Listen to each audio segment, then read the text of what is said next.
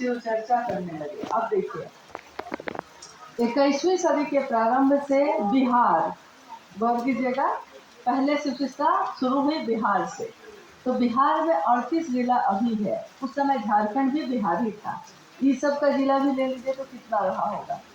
हाँ, तो बिहार एवं बाहर के राज्यों में, अब जैसे आप सूरत में रहते हैं तो ये क्या हो गया, गुजरात राज्य हो गया।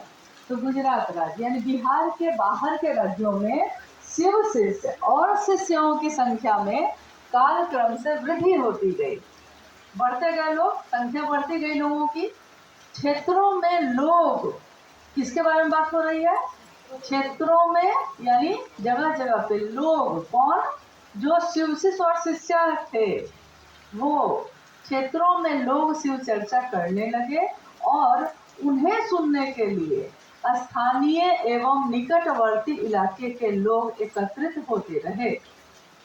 तो किसके लिए कहा जा रहा है ये, शिव शिष्य और शिष्याओं के लिए। ऐसा मैंने अनुभूत किया कि शिव चर्चा करने वालों का मन भगवान शिव की शिष्यता से धीरे धीरे विमुख होता जा रहा है। ये साहब लिख रहे हैं कब का समय का, 21वीं सदी के समय का, कि जब ऐसा मैंने अनुभव किया कि जिन लोगों को मैंने भेजा था अपना संदेश लेकर प्रचार करने के लिए, उन लोगों के पास धीरे धीरे भीड़ जुटने लगी। तो वो लोग क्या करने लगे, भगवान शिव की शिष्यता से धीरे धीरे विमुख होने लगे। उनका मन उधर से विमुख हो गया, हटने लगा। परंतु बोली में शिव के गुरु स्वरूप पर, गुरु पद पर संभाषण सुंदर होने लगे। यानी गुरु पे बोल खूब सुंदर रहे हैं लोग, कि इतना सुंदर बोल रहे हैं कि लोग जो है उन्हीं से जुड़ जा रहे हैं।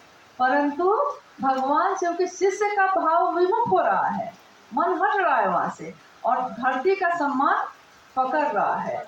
लेकिन ये किस समय की बात कर रहे हैं साहब, 21वीं सदी में जब बढ़ने लगा था उसी समय ये सब शुरू हो गया था। जैसे 20वीं सदी अपने अवसान पे था 1980, 21वीं सदी हो गया 1990। हाँ, 90 से शिष्यानुभूति भी उसी समय छपी ना। हाँ, इसीलिए बोले। परंतु बोली में शिव के गुरु पद पर संभाषण सुंदर होने लगे। कुछ वक्ताओं में सम्मान सुविधा के साथ धनोपार्जन की भी कुत्सित मनसा विकसित हुई। कुछ जो वक्ता थे उस समय, उन लोगों में सम्मान को भी मन पकड़ लिया उनका, सुविधा यानी अभी भैया कैसे बोले कि अगर आप गए हैं, आपके गुरु भाई गुरुवान है, आपको भोजन करा दिए तो आप कर लीजिए, कोई बात नहीं। आप डिमांड नहीं कर सकते कि तुमको मेरे लिए खाना बना के रखना होगा तभी हम शिव चर्चा में जाएंगे। आप गए हैं, आपके पास भाड़ा नहीं है, आपने गुरु भाई गुरुवानों से मांगा है, लोग दे देंगे, कोई दिक्कत नहीं। लेकिन आप मांग नहीं सकते, आप ये नहीं कह सकते कि शिव चर्चा करने के लिए हमको पैसा दीजिए, ये नहीं करना है।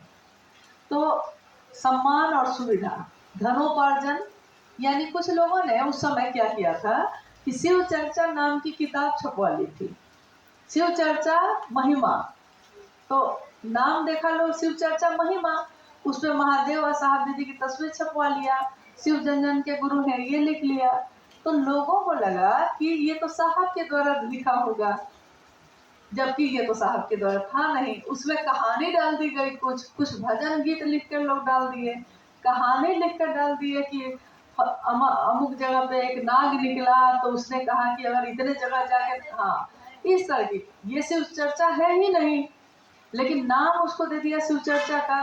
तो कुछ लोग वो करने लगे, कुछ कंगन और माला को ही अपना व्यापार बना लिए।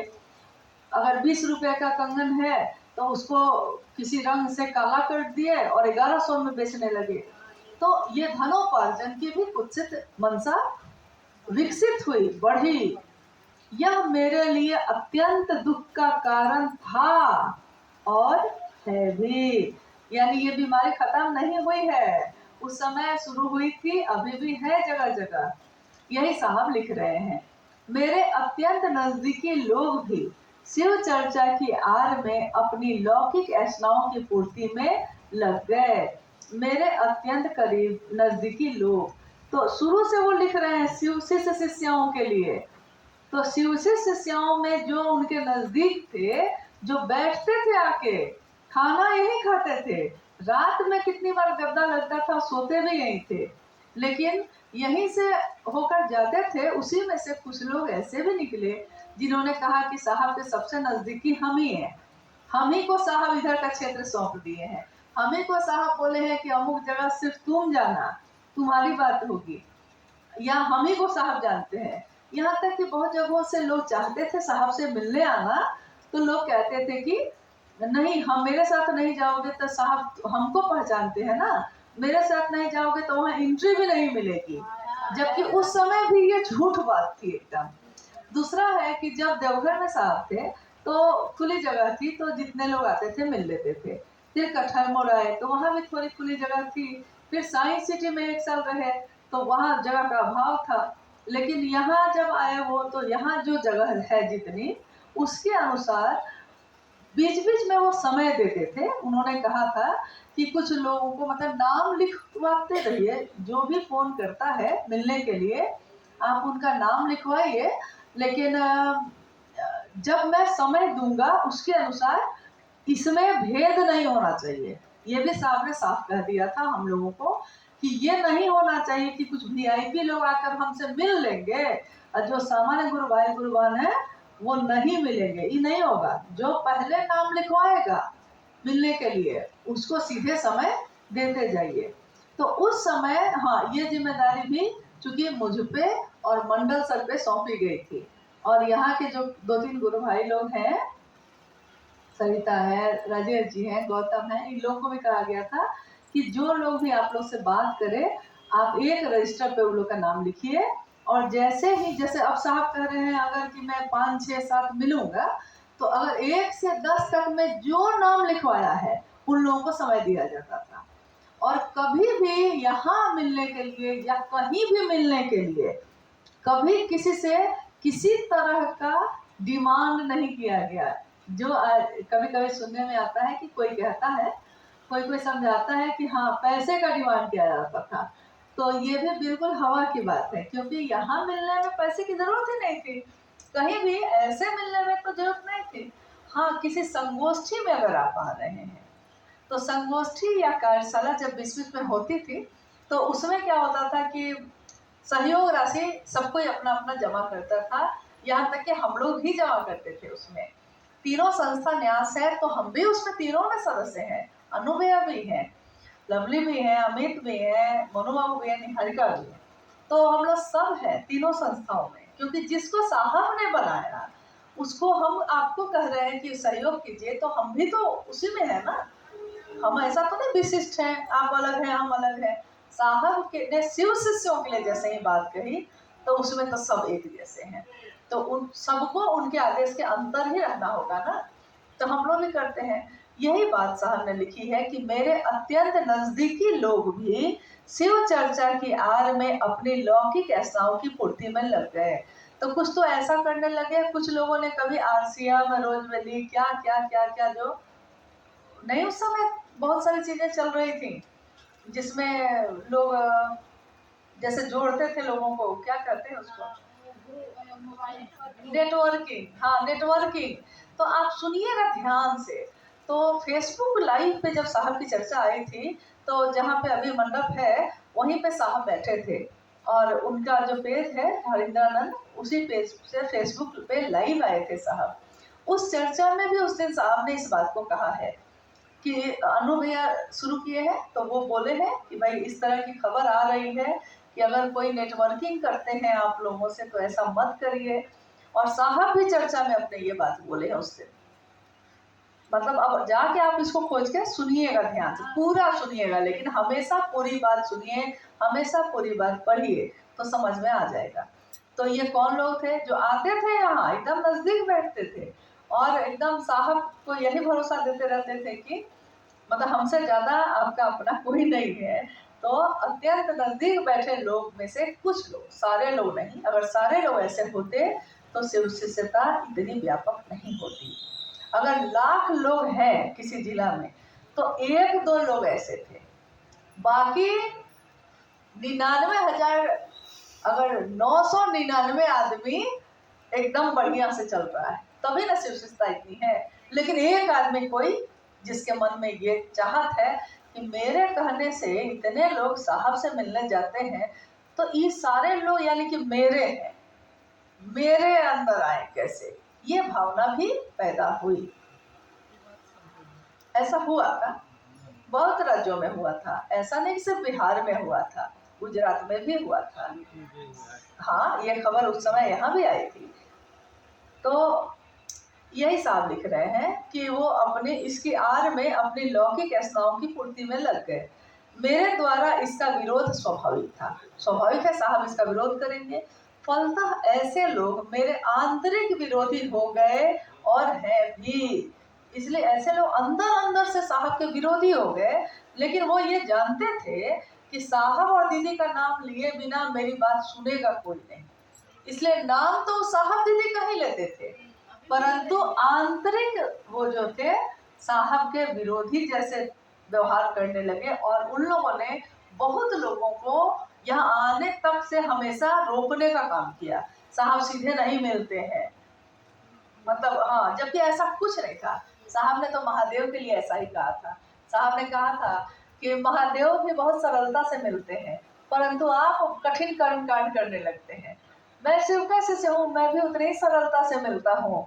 आप आए कब कि मैं आपसे नहीं मिला? कौन यहाँ आया जिससे मैं नहीं मिला? तो आप दूर बैठे सोचे खुद ही, कोई समझा दिया, आप समझ गए। क्या आपने हमसे बात की? नहीं। क्या आप यहाँ आकर साहब के पास खड़े हो गए और साहब तब भी नहीं मिले? ऐसा भी नहीं हुआ।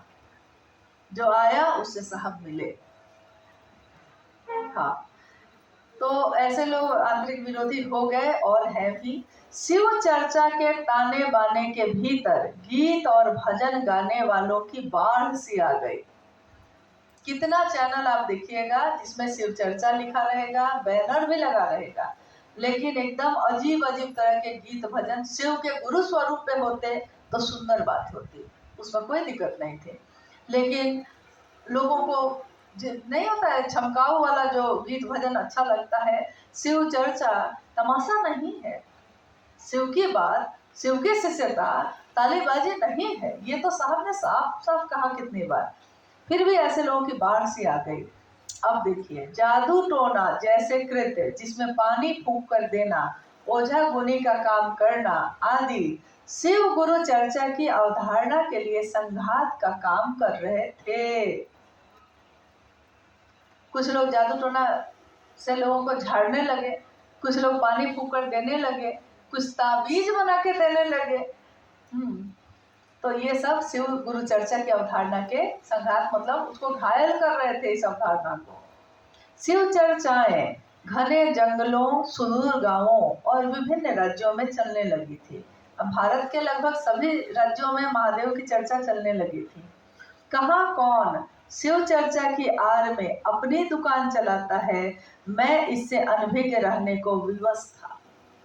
कहाँ कौन शिव चर्चा की आड़ में अपनी दुकान चला रहा है, अनभिज्ञ रहने को विवश था, मतलब साहब को सब पता था, साहब को सारी जानकारी आती थी, लेकिन इसलिए वो अनभिज्ञ रहने को विवश थे कि अगर वो इसको ही ठीक करने में लग जाते तो इतना महान उद्देश्य वो पूरा नहीं कर सकते थे।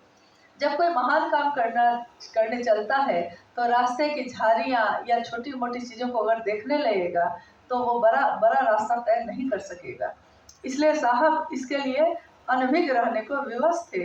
कतिपय स्थानों के लोग, इसलिए मैंने कहा पूरा पढ़िए, कतिपय स्थानों के लोग मेरे मना करने का संवाद भेजने के बावजूद अपने मन की करने को आमादा थे और हैं भी। हमेशा साहब ने गर्मी के समय में, जब भीषण गर्मी पड़ती है, हमेशा ये निर्देश दिया कि बड़े बड़े शिव चर्चाओं का आयोजन मत करिए, बहुत गर्मी है, लू चल रही है। ठीक है, आप हॉल में करिएगा, आप पंडाल में करिएगा, परंतु लोग तो गर्मी में आएंगे और गर्मी में जाएंगे। किसी को लू लग गया, ऐसे कोई जाए कहीं अलग बात है, शिव की चर्चा में गया है और तब होगा तो सीधे दोष लगता है महादेव पे। साहब ने निर्देश दिया। कितने लोग मानते हैं बताइए? बहुत लोग मानते हैं, बहुत लोग मानते हैं। कुछ लोग तब भी नहीं मानते हैं क्योंकि चंदा वसूली रुक जाती है, क्योंकि उनका अपना वर्चस्व रुक जाता है। व्यापार रुक जाता है। तो वो मना करने के बावजूद, जब साहब के स्वयं मना करने के बावजूद लोग नहीं मानते थे, तो आज मुख्यालय के निर्देश को